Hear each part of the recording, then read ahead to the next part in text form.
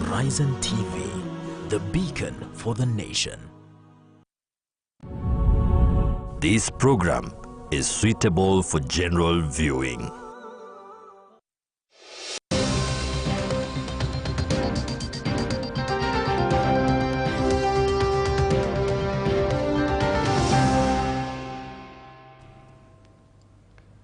Assalamu alaikum wa rahmatullahi wa barakatuh. A very good morning to you and welcome to Horizon TV. My name is Zamzam Ahmed and this is the Muslim Insight weekly news update show. Today we have so much lined up for you, but before that, let's get the headlines.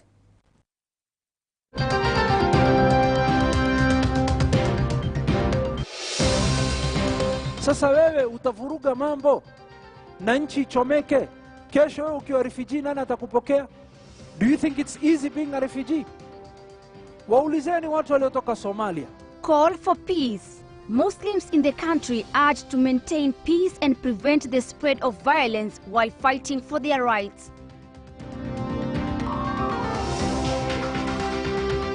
The IEBC remains a cornerstone of our democracy, responsible for overseeing regular elections at various levels. It's all systems go. President Ruto signs the IEBC bill into law, paving way for the recruitment of IEBC commissioners.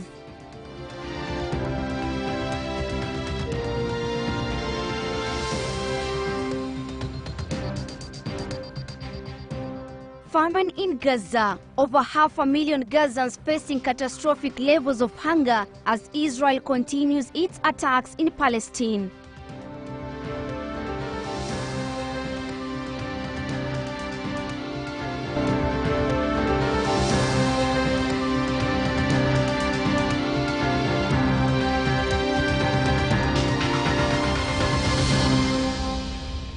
Thank you so much for staying here with us at Horizon TV. My sign language interpreter is Mariam Jamaluddin. Now on to our top story is that President William Ruto has fired all cabinet secretaries and attorney general with immediate effect. Addressing the nation from State House, Nairobi on Thursday, President Ruto said the only office that will not be affected is that of the Deputy President and Prime Cabinet Secretary. The President said he had resolved to dissolve his cabinet upon reflection, listening keenly to what the people of Kenya have said and after a holistic appraisal of the performance of the cabinet and its achievements and challenges.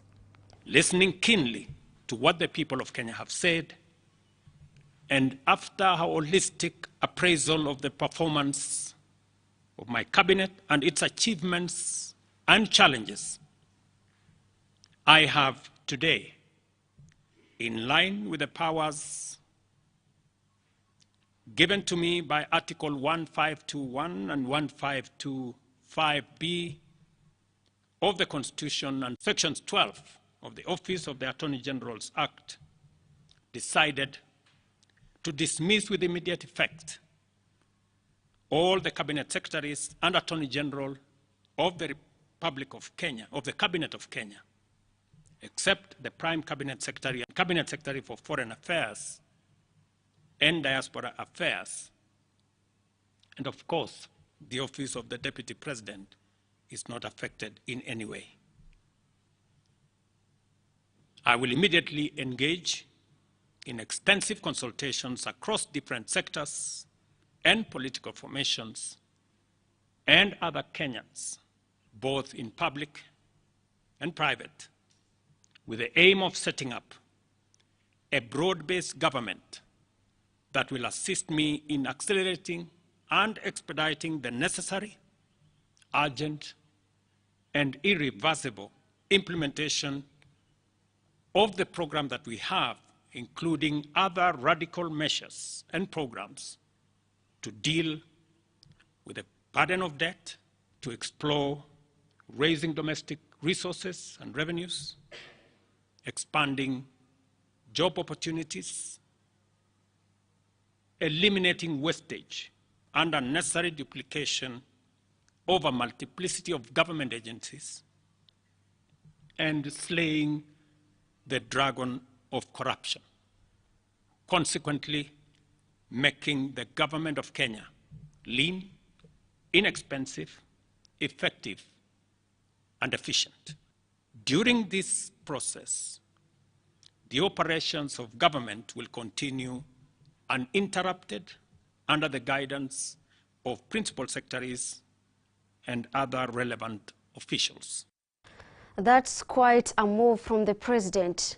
Moving on to other story is that addressing Muslim faithful during Friday prayers at Jamia Mosque Nairobi, Sheikh Jamaluddin Osman, the Imam of Jamia Mosque Nairobi, urged Kenyans to maintain peace and prevent the spread of violence. He made the remarks in the wake of peaceful protests by Gen Zs across the country that had been hijacked by hired goons to disrupt the calls by Gen Z for accountability by the government. He called on the Muslims to be peace promoters within their communities and throughout the country and put their trust in Allah. Naima Juma with more report. According to Imam Sheikh Jamaluddin Osman, peaceful environments contribute to economic growth, social cohesion, and overall well-being. Mupiganie haki yenu, hatujakatazwa. Mimi mmoja wao naipigania haki. Lakini inapofika tunapokosa amani, that's a red line you don't cross. Nchi inapochomeka inaharibikia kila mtu. Lakini kila kitu haribike, being a refugee is not easy. Na tunaposema hivi, haimaanishi sisi ni waoga. Sisi si waoga. Lakini twajua shida ya kukosa amani. Addressing Muslims at Jamia Mosque Nairobi last Friday, Jamia Mosque Imam Sheikh Jamaluddin Osman noted that the Quran emphasizes peace and reconciliation as fundamental to both local and international relations and urged Kenyans to make a significant contribution in promoting peace and to maintain calm. Sasa wewe utavuruga mambo na nchi ichomeke, kesho wewe ukiwa refugee nani atakupokea? Do you think it's easy being a refugee? Waulizeni watu waliotoka Somalia. Waulizeni ndugu zetu walioingia kutoka Ethiopia vita iliyokuwa juzi. Waulizeni ndugu zetu waliotoka Sudan. Waulizeni ndugu yetu waliokuwa South Sudan. Waangalieni ndugu yetu waliokuwa Libya. Kijana ambaye aliyemuua Muammar Gaddafi akasema huyo atoke katika hukumu. Akamua, he was a hero for 1 week. After 1 week ameingia depression. Kwa nini? Kwa sababu anaona ya kwamba mimi kumua Muammar Gaddafi, I was a hero for 1 week. Baada hapo nchi mpaka sasa haina mbele haina nyuma. In light of the countrywide demonstrations organized by Gen Zs in recent weeks, Sheikh Jamaluddin Osman said that numerous businesses were forced to close due to nationwide unrest and subsequent acts of violence, witnessed as hired goons disrupted the peaceful protest by Gen Zs. Amani kikosekana, mali yako inaingia hatari. Ni mangapi ambayo yamefanyika na maduka kuvunjika? Na maduka kuvunjwa na watu kukosa mali yao. Baina ashiyatin wa dhuhaha. Usiku mtu alipolala alikuwa tajiri. Asubuhi ikifika amekuwa maskini. Zero. Bali ameingia deni, bali amefilisika. Ameingia negative.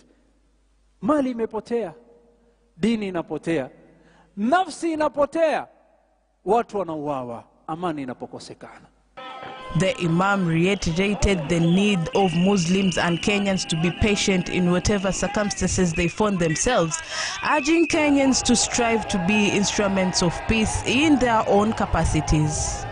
Kwa sababu imekosekana amani haimaanishi it's a free pass. Mali ya mtu chukua, unaitaka mpige, muue, muibie, mbinti ya watu mchukue, la.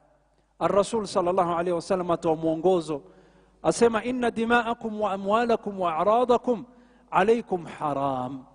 Damu yenu, mali yenu, heshima yenu ni haram. Usikaribie heshima ya mtu, mke wa mtu, binti ya mtu. Usikaribie mali ya mtu, usikaribie damu ya mtu. Hiyo ndo mwongozo kutoka Mtume Muhammad sallallahu alayhi wasallam. Kenya has seen an emergent and resolute youth that has been calling their government to order and taking the front seat in self-determinations of matters that affect them on governance. Reporting for the Muslim Insight, my name is Naima Juma. Thank you so much, Naima Juma, for that report. Now moving on. Between the Pages, a book club with a vision to share Islamic knowledge by reviving and promoting reading for a successful holistic life, founded by Jamia Mosque Nairobi Imam Sheikh Jamaluddin Osman and Sheikh Badru Jafar, will tomorrow, Saturday, the 13th July 2024, hold an engaging book club session at the Jamia Mosque Nairobi's multipurpose hall. The event will focus on the profound and impactful book named The Ethnic Cleansing of Palestine by Ilan Pape. Themed promoting reading and sharing Islamic knowledge, this session aims to foster a deeper understanding of historical and contemporary issues while encouraging the love for reading within the community. Attendees will have the opportunity to delve into the intricate narratives presented in Pape's work, which provides a detailed account of the expulsion of Palestinians during the 1948 Arab-Israeli War. The event will start at 2 p.m. Entry is free for. Assalamu alaikum wa rahmatullahi wa barakatuh. Africa understands colonialism, suffering that our forefathers went through. But in this day and age, there are still a people who are suffering under settler colonialism. To understand this, join me, Badr Jafar Saleh and Imam Jamaluddin. Inshallah ta'ala, we are going to discuss the ethnic cleansing of Palestine by Professor Ilan Pape, a session that is run by Between the Pages Book Club. This session, inshallah ta'ala, will be this coming Saturday, 13th, between 2 and 4 at the Jamia Multipurpose Hall. Welcome, wa barakallahu feekum.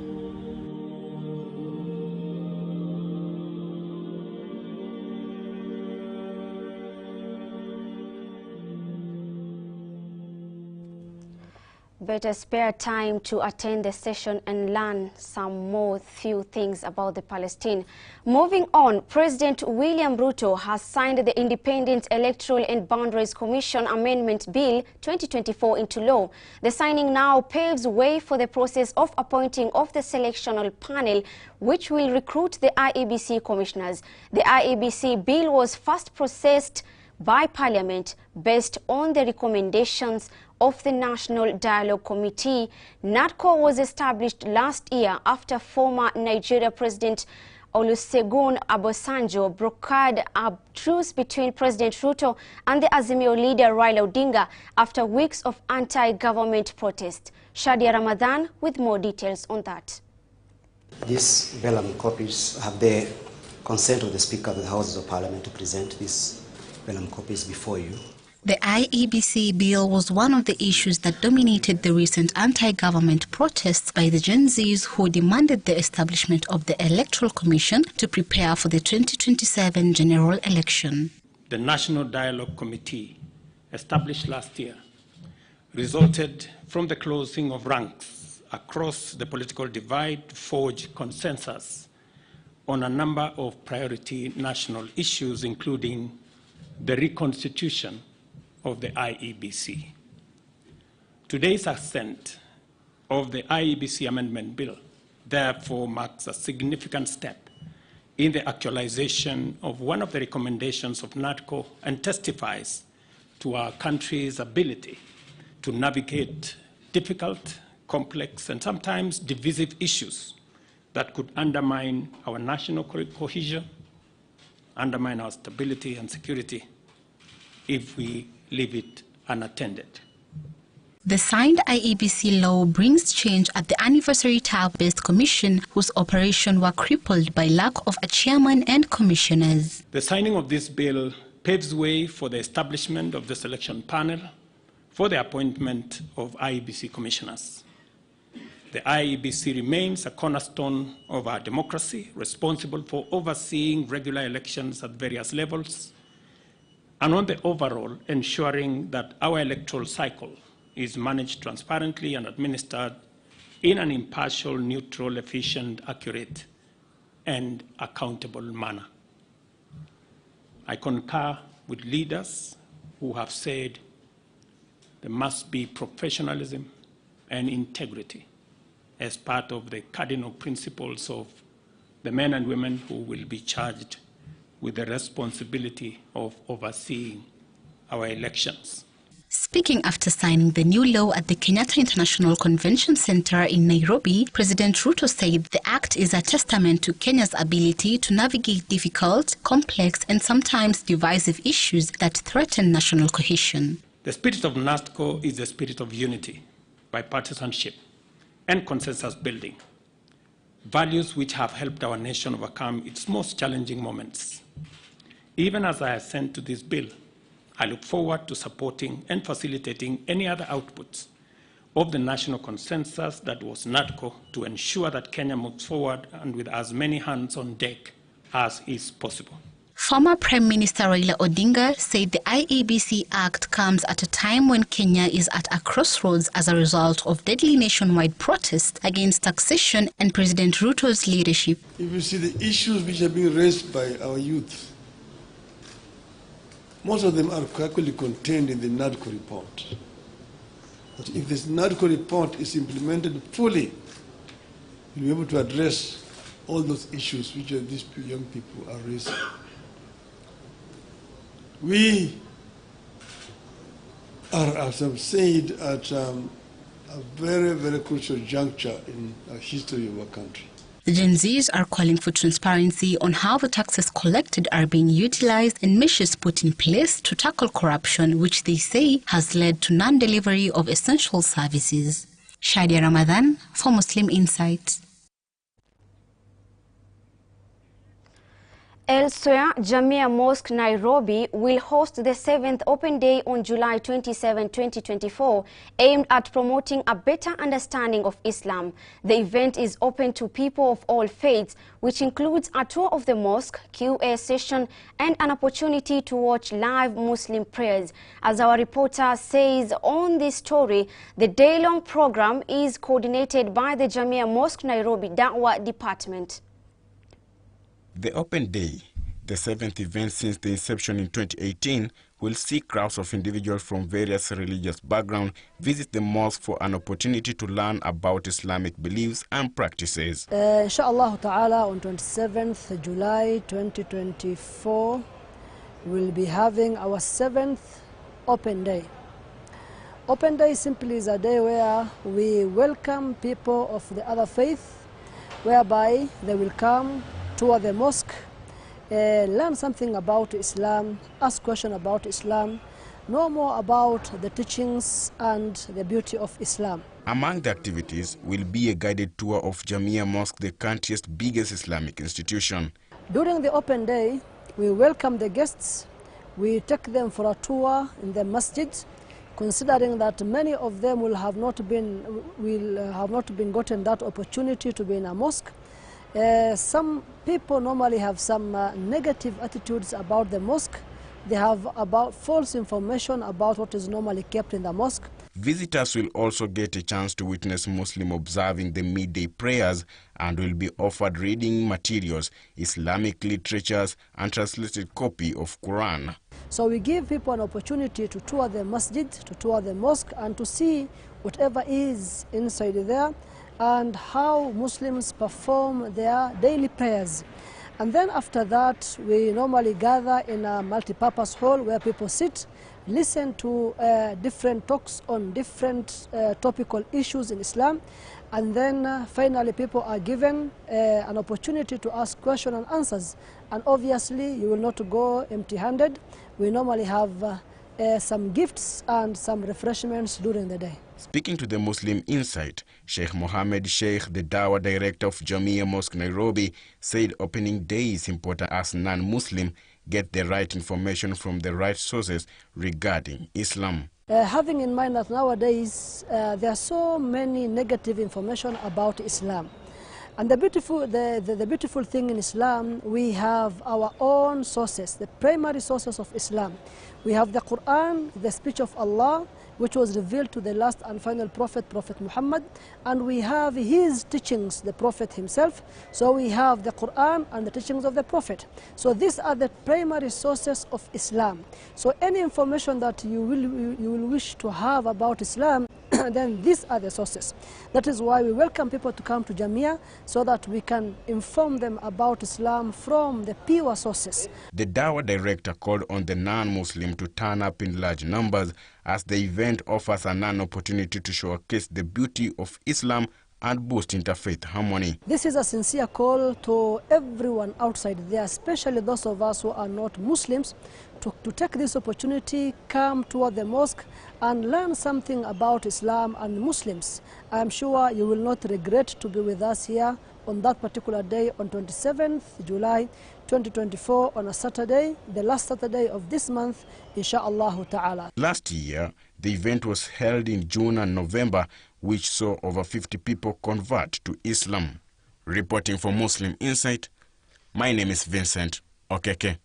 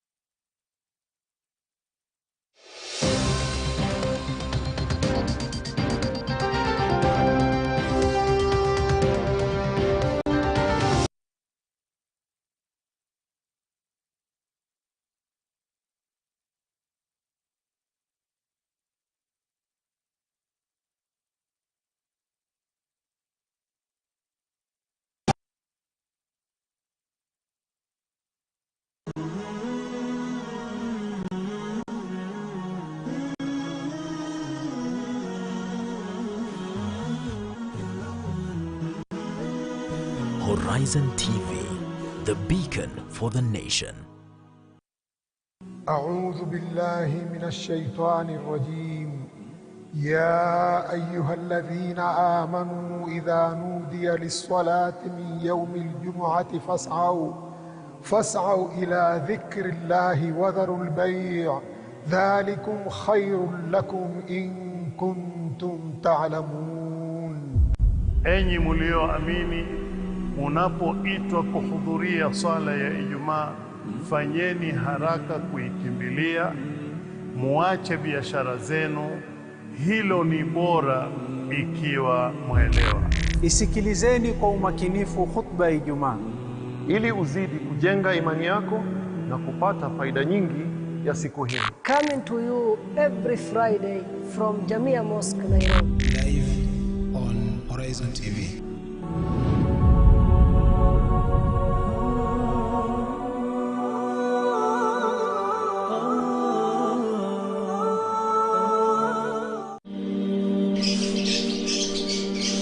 Kiumbe dhaifu lakini jasiri, alitunukiwa sura nzima, sura inayompa daraja yake inavyostahiki. Sharti ajigambe. Naam, na pepo ipo chini ya nyayo zake. Mpamba nyumba na nyoyo za wapendwa wake. anayebeba majukumu yake pasina kupinga. Mtazamaji, je, unamfahamu anayezungumziwa? Bila ya kusahau hadhi yake na haki zake. Ungana nami Rahma Swaleh na Sheikh Juma Amir, tukuelimishe na kukupa mwelekeo katika maisha ya ndoa kwenye kipindi Dira ya Mwanamke, kila Jumapili saa 2 usiku majira ya Afrika Mashariki, ndani ya Horizon TV.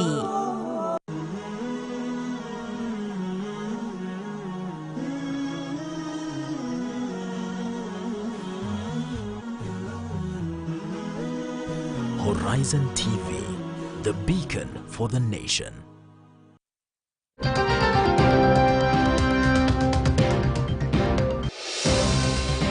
Sasa wewe utavuruga mambo na nchi ichomeke.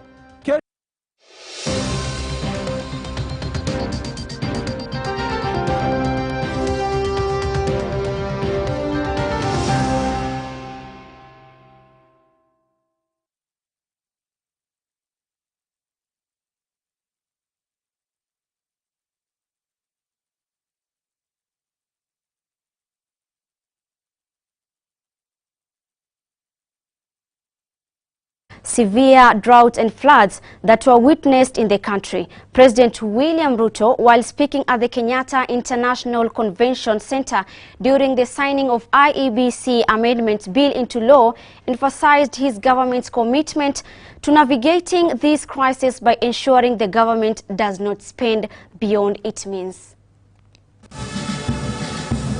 The president's remarks came in the wake of significant public outcry following the rejection of the Finance Bill 2024, a decision spurred by the vocal protest by Generation Z, who have been increasingly vocal about economic hardship and the needs for fiscal responsibility. Working together for us to address the current economic situation through a broad-based political arrangement and to rally the country forward, as has been said by the former Prime Minister. And therefore, we have yet another opportunity as a country, Kenya being the resilient people we always are, to come together and figure out the future of our country in a manner that makes sure that we address the existential challenges and threats that face our nation. President Ruto highlighted the impact of COVID-19, even as the country continues its efforts to economic recovery. Additionally, recurring cycles of drought and floods have severely impacted agricultural output and infrastructure, leading to food insecurity. Beyond NATCO, we are currently engaged in discussions as a country about our economy. As we know, the country has faced a series of economic shocks, including COVID-19 pandemic, globally high interest rates, and devastating droughts and floods, events which have impacted negatively on our economy and our capacity to secure resources for development and to also meet our debt service obligations. Kenya witnessed the worst drought in 40 years after the failed consecutive rainy season, with counties in the arid and semi-arid lands struggling to recover from 5 consecutive seasons of below average rainfall. This year, my administration presented revenue-raising measures through the Finance Bill 2024, which were aimed at not only consolidating the economic recovery program, but also propelling the country to the next phase of investing in key social and economic infrastructure projects to advance our development agenda and reduce on our debt burden. However, many voices expressed disapproval of these proposals, leading me to drop the bill and terminate the process. Floods, drought and other extreme weather events have become the norm in the country, which has seen lives in the hundreds being lost and the loss of livelihoods. Reporting for the Muslim Insight, I'm Kasim Mustafa. Thank you so much, Kasim Mustafa, for that report. Elsewhere, students from Kimoi Muslim in Uasin Gishu County planted 1,000 trees in an effort to combat climate change and promote environmental sustainability. The initiative is part of a larger environmental conservation project aimed at enhancing the local ecosystem and educating young minds on the importance of preserving nature. Students, teachers and local Muslim leaders participated in the tree planting event. The project was supported by the school's administration and the local Muslim community, who provided the saplings and necessary tools for the exercise. The types of trees planted include indigenous species known for their ecological benefits and adaptability to the local climate. The Kimoi Muslim Schools Tree Planting Initiative aligns with the Kenya's broader goal of increasing forest cover as outlined in the country's Vision 2030 development agenda. Majina naitwa Shurem Mohammed from Kimoi Muslim School. Today, as you can see, we have come to plant trees. As we know the importance of trees, it helps to conserve the environment, and also it helps to beautify the environment, and also it helps to prevent soil erosion. as even Islam strongly teaches us about planting trees and conserving the environment. Come to plant trees, and trees are very important to us because it helps us conserve the environment, it helps beautify the environment, and in Islam it teaches us to plant trees because one earns thawab and it's sadaqatul jariyah. Thank you. Stakeholders have admitted that terrorism has continued to be dynamic over the years, hence the need to counter the same by coming up with new strategies. This was said during a stakeholders meeting in Garissa County for the review of the zero draft of the national strategy to counter violent extremism. The meeting, organized by the National Counter-Terrorism Center, was attended by several actors, among them those from the security sector, non-state actors, religious leaders, and the residents.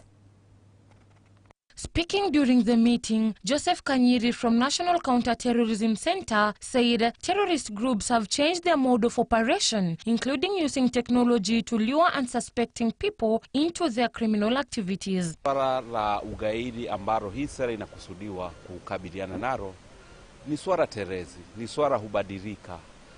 Na hivyo basi tumeyashughulikia masuala ibuka kama vile teknolojia, tukijua kwamba wakati kama huu kuna wale ambao wanatumia mtandao kusajili vijana na kuwapa dhana, imani na itikadi kali kupitia mitandao. Haya ni masuala tumezungumzia. Pia kumekuwa na mabadiliko kwa yale makundi ya kigaidi kubadilisha jinsi wanavyofanya mambo yao ya kuhujumu usalama wa nchi yetu. Over the years, the country has had to deal with challenges brought by terrorism both within and beyond borders.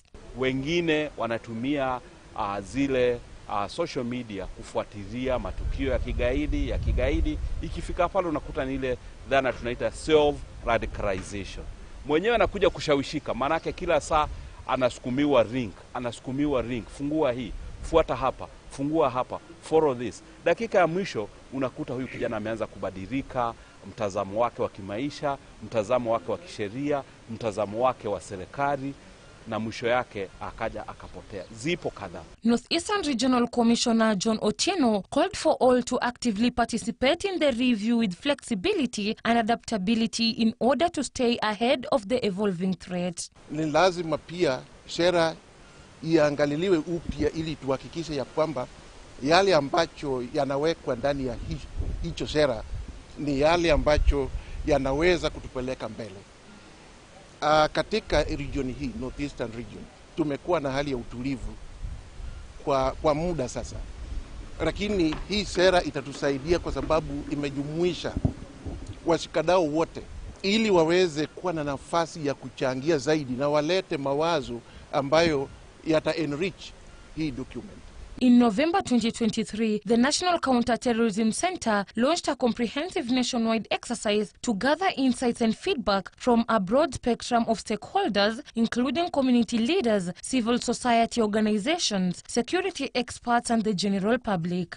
This initiative aims to assess the effectiveness of the national strategy to counter violent extremism, which has been in place for the past 7 years, and to incorporate valuable perspective into its revamp. The National Counter-Terrorism Center is a multi-agency institution established by the Prevention of the Terrorism Act to coordinate national counter-terrorism measures that prevent, detect, deter, and disrupt terrorism acts. Reporting for Muslim Insight, my name is Mariam Sa. The United Nations World Food Programme WFP has revealed that 500,000 Palestinians in the Gaza Strip face catastrophic levels of hunger. The WFP stated that due to unreliable access and limited stocks, families often do not receive the full rations and frequency they need. The UN World Food Programme has called for an immediate ceasefire in the Strip.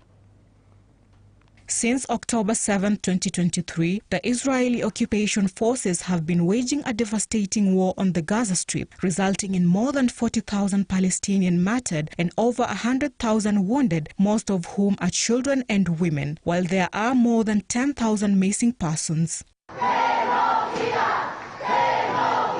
With the continued prevention of the entry of aid and the limitation of goods, the circle of famine expands throughout the Strip, claiming the lives of dozens of Palestinians, especially children. According to the United Nations World Food Programme, almost 500,000 people in the Gaza Strip face catastrophic levels of hunger amid deadly Israeli attacks on the enclave. Israel, flouting a UN Security Council resolution demanding an immediate ceasefire, has faced international condemnation amid its continued brutal attacks on Gaza since October 7, 2023. Israel stands accused of genocide at the International Court of Justice for war crimes against humanity. Salma Salim, The Muslim Insight. Now that report from Gaza brings us to the end of our first session of the Muslim Insight. Join me in the second segment as we delve to do the Friday Bulletin. Stay tuned.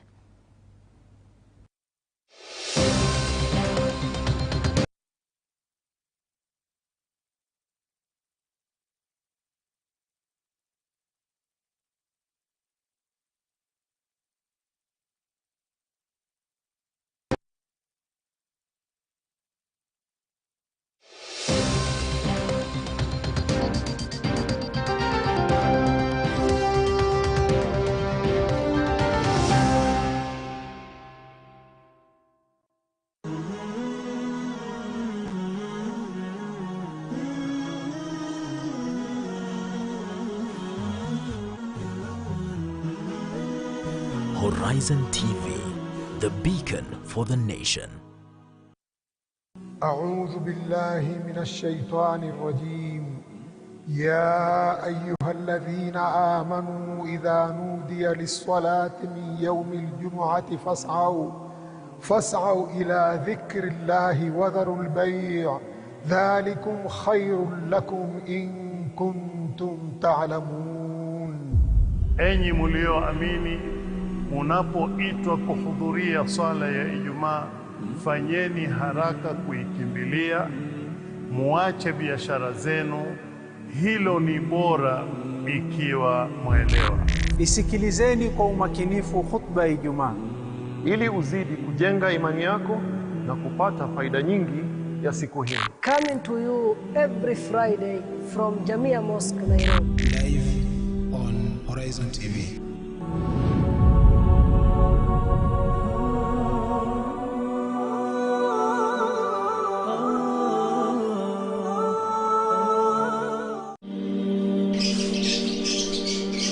Kiumbe dhaifu lakini jasiri. Alitunukiwa sura nzima, sura inayompa daraja yake inavyostahiki. Sharti ajigambe. Naam, na pepo ipo chini ya nyayo zake. Mpamba nyumba na nyoyo za wapendwa wake. anayebeba majukumu yake pasina kupinga. Mtazamaji, je, unamfahamu anayezungumziwa? Bila ya kusahau hadhi yake na haki zake. Ungana nami Rahma Swaleh na Sheikh Juma Amir tukuelimishe na kukupa mwelekeo katika maisha ya ndoa kwenye kipindi Dira ya Mwanamke, kila Jumapili saa 2 usiku majira ya Afrika Mashariki ndani ya Horizon TV. Verse of the day. أعوذ بالله من الشيطان الرجيم. بسم الله الرحمن الرحيم.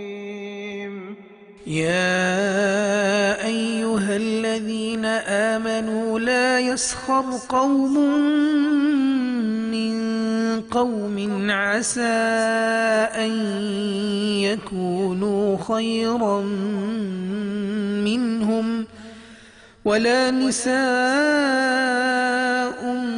من نساء عسى أن يكن خيرا منهن ولا تلمزوا أنفسكم ولا تنابزوا بالألقاب بئس الاسم الفسوق بعد الإيمان ومن لم يتب فأولئك هم الظالمون.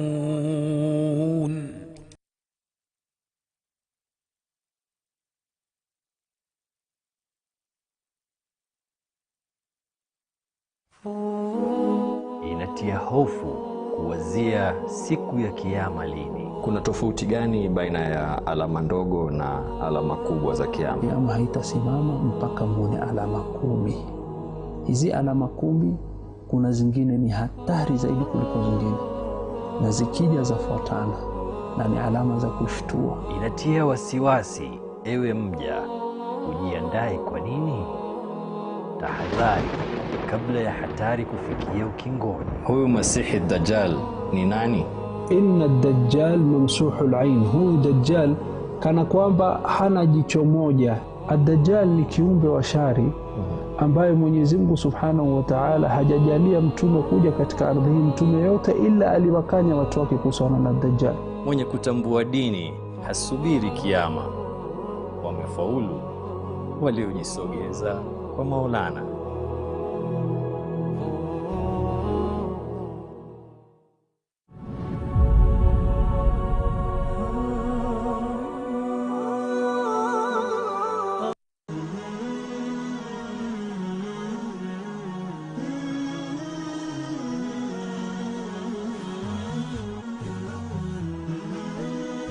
Horizon TV, the beacon for the nation.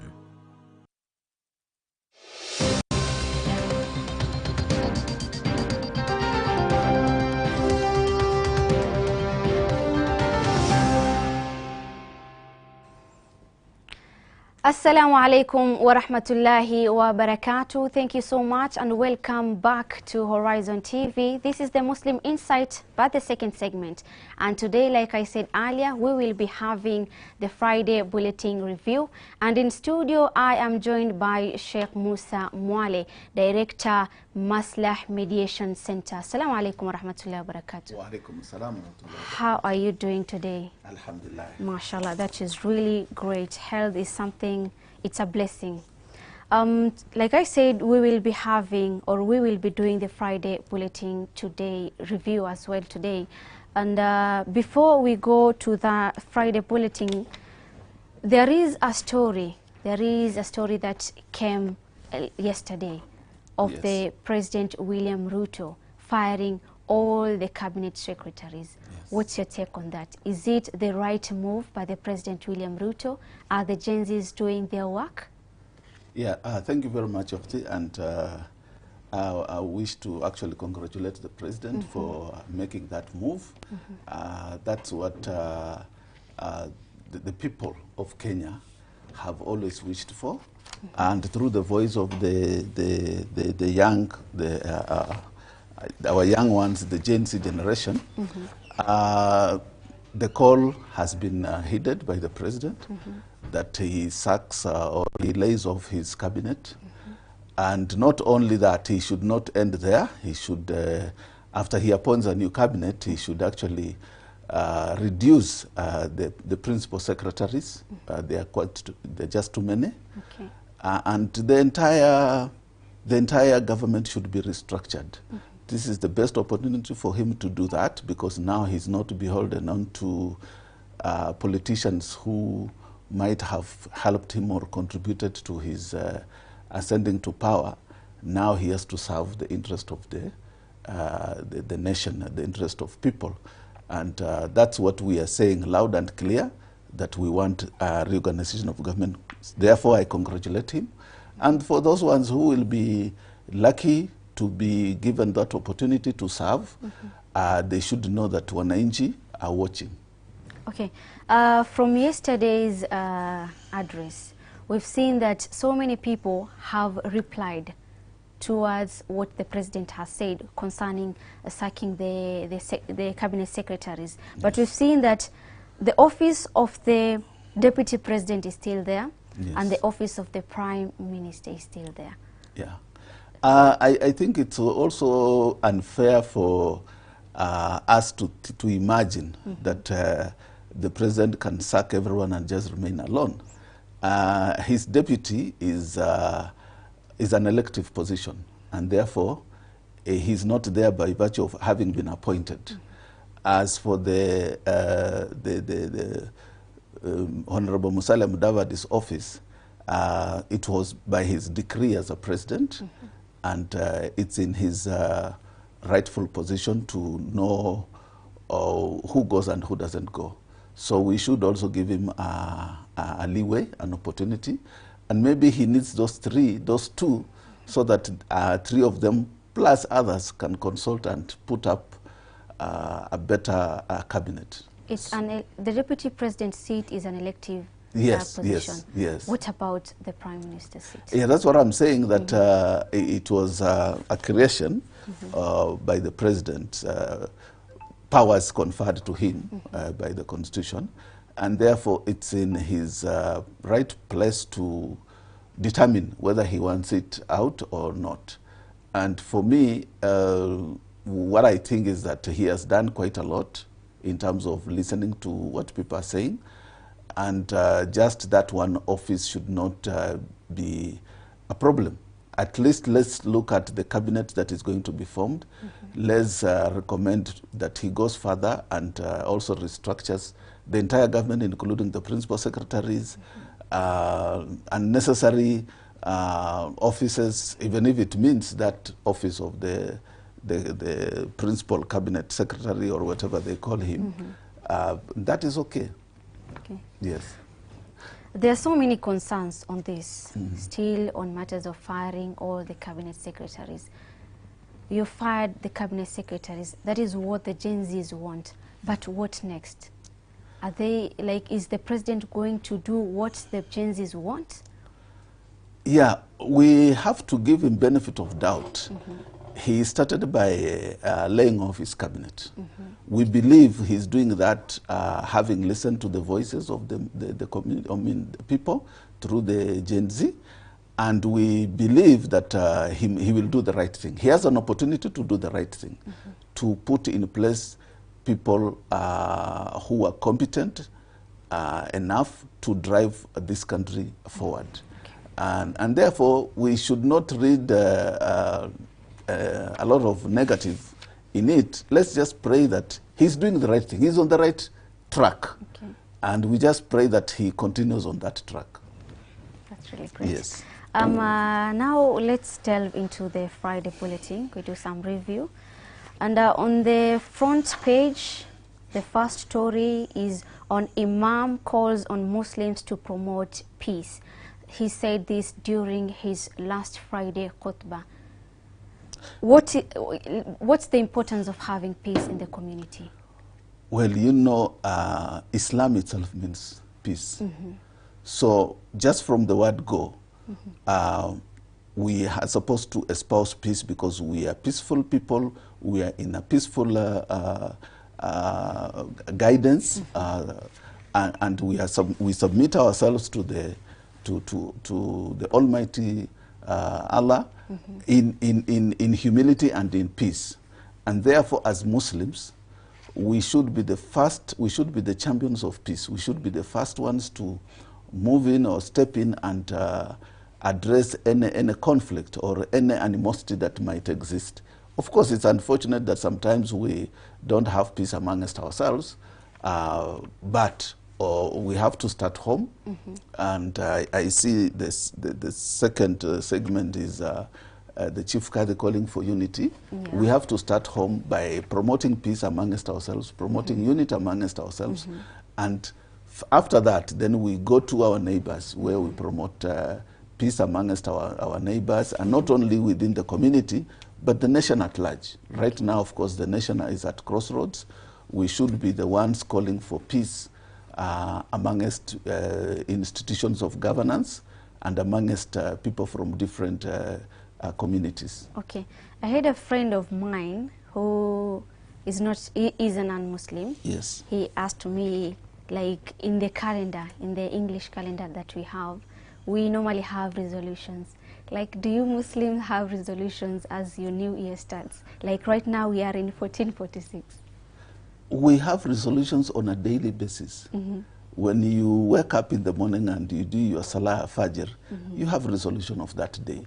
And for us, the resolution is on a very daily basis and not necessarily pegged on a specific date of the calendar. Of course, people resolve to do certain things, especially in Ramadan, or during, I mean, before Ramadan, they say after this, Ramadan being a training month for all of us, that after this, if I'm able to have quit certain habits, then I should never go back to them, inshallah. So yes, they can do that, but for us, resolutions are on a daily basis. Okay. Let's shift a bit to other stories. We can see that Jamia Open Day on July 27th. How important is this Open Day? The Open Day has been very, very important because it has opened the doors for non-Muslims to visit Jamia, to ask questions about Islam. It's a crucial moment for doing dawah. I've met quite a number of non-Muslims out there who are very impressed by having an opportunity to just visit a mosque, because there has been some misinformation out there that you know, a Christian cannot go to the mosque. You know, they're not supposed to, and even amongst themselves, they are told, you are not supposed to know anything about Islam. You are not even supposed to touch their book, because they're being denied an opportunity to see the truth. Okay. So this Open Day is an opportunity for non-Muslims to come and see the mosque, how the mosque is structured, how the Islamic ibadah is structured, how, I mean, and then basically ask questions. And I know we've had quite a number of people revert to Islam because of the Open Day. We've had people now not harbor that enmity they used to have against Muslims by just visiting or using the Open Day to visit the mosque and understand truly what Islam is all about, and not just hear Islam from the media. So this is very crucial. I applaud Jamia for it, and encourage that other mosques also, of course, emulate Jamia and have similar programs. Of course, you don't just wake up and open the mosque for everyone. It is a process. They can learn from what Jamia has done in the past, and then try to implement it in their respective mosques. People would ask, Muslim allow non-Muslim members to enter the mosque. What about other religions? Is it bad to learn about other religion? Is it bad for someone who's not a Christian to enter the church, or maybe who's not an Indian to enter the temple? It's not. If you go there seeking to want to understand, I'm sure you'll be allowed. Personally, I have. Of course, I belong to an interfaith forum, so I've had an opportunity to visit churches, visit temples, synagogues, and all that. So I'm sure if someone wanted to know, and they went respectively and asked the right people to guide them on how to visit those places of worship, they would be welcome to visit. Yes. Inshallah. So it's really important for people to learn about other religion. Very, very important. Actually, when you start learning about other beliefs, as a Muslim, you become much stronger in Islam, because then you appreciate the beauty of Islam. You appreciate what you have. You know, they say, if you only eat your mother's food, you think that she's the best cook, until you eat your friend's mother's, you know, food. Or if you are running alone on the track, you think you are the fastest runner until you have a competitor. So once you start learning about other traditions, you will really appreciate Islam. Wow, that's very nice. Since we are in the first month of the Islamic calendar, Muharram, people are really advised that they should be fasting on the day of Ashura. How important is this day? And it is narrated that Prophet Muhammad sallallahu alaihi wasallam used to fast after Ramadan. The second best month he used to fast always was Muharram. Well, this, of course, it's a very strong sunnah from Rasul, and we are told that he's the best of example to us, and we should do whatever he did. and of course shun whatever he avoided. Okay. And therefore, because it's a high recommendation from Rasul sallallahu alaihi wasallam, it's crucial that all of us adhere to that and derive the benefit. It's not a must, it's a sunnah, and therefore it's highly encouraged and highly recommended. Okay. And there are a lot of rewards that come with it. Maybe what are those rewards? Do people get the rewards people get from fasting on the day of Ashura? There are quite a number. We might not get an opportunity to go deep into them. I encourage, of course, people to get the Friday Bulletin and read, but also to just go back, because this also I've realized that it should give an opportunity for people to research and get to understand their deen. So sometimes when you tell people a lot, they are like, okay, I already know it. I've already been told. So this is a challenge for all of us to go deep and research and get to know some of these benefits. But there are quite a lot. Being a highly recommended sunnah by Rasul, there are quite a lot of rewards that we derive from observing such a sunnah. Okay, the last question concerning the day of Ashura. There was a reason behind as to why the Prophet ﷺ used to fast on this specific day. Why did Prophet Muhammad ﷺ fast on this special day? Of course, Rasul had already been forgiven his past and any future sins. And of course, it's highly recommended that fasting on the day of Ashura helps us get that reward of being forgiven. Of course, fasting in the right way and that fast being accepted, being forgiven the past and future sins. Oh, inshallah, that is really great. Maybe your advice in general to the people who are watching us right now, what will it be concerning everything that is happening in the country, concerning deen? I would first, of course, call on all of us to first of all espouse unity. The current Chief Qadi has really been insisting on unity. We are disunited, and as they say, unity is strength. So as Muslims, we should espouse unity, but we should also espouse the best of character, because that is the best dawah tool that we can use to call Muslims to the straight path, but also non-Muslims into Islam. Because sometimes when we talk, people think, oh, that's just talk. But when we act it, when we behave the way Islam calls us to behave, then we attract people to come and ask questions. Why are you doing this? I see you do that. You are so committed. You are so good. What inspires you? Then you tell them it's my deen. So basically, let's espouse the best of character. But also, it's unfortunate that amongst the Muslim leadership, we've seen a lot of corruption, especially the political leadership. Espousing the best of character also means shunning such a vices as corruption. Our counties should be the best run counties and not being counted among the corrupt counties.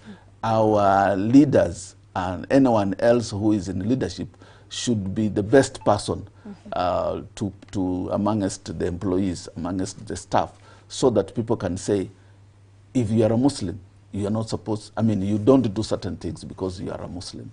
And therefore I call on people to espouse the best of character, of course to follow Islam in totality, and not be apologetic about it, not to be embarrassed about it. Some people feel like, oh, I cannot adorn an Islamic attire because then I will not get promoted at my place of work. People will think I'm too religious. People are supposed to appreciate when you are religious. Okay. Yes. Appreciating whatever you have, appreciating your religion. Thank you so much. I think we don't have much time. Time is limited on our side.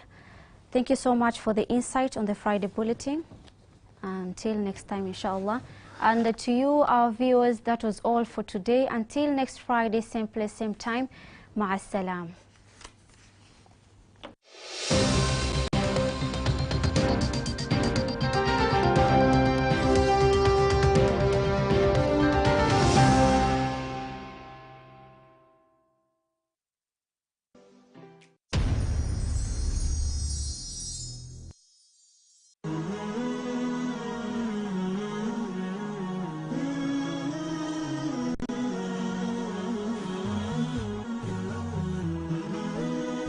Horizon TV, the beacon for the nation. Bismillah, alhamdulillah, wassalatu wassalamu ala rasulillah. Assalamu alaikum wa rahmatullahi wa barakatuh. Kwa kusoma Qur'an ni lazima isomwe namna ilivyoteremshwa. Asema Allah subhanahu wa ta'ala, warattilil Qur'ana tartila. Uwe ni mwenye kusoma Qur'ani namna ilivyoteremka. Asema Dhihaki rahimahullahu ta'ala, harfan harfa, kuisoma herufi baada ya herufi. Na ni vipi tuisoma Qur'ani?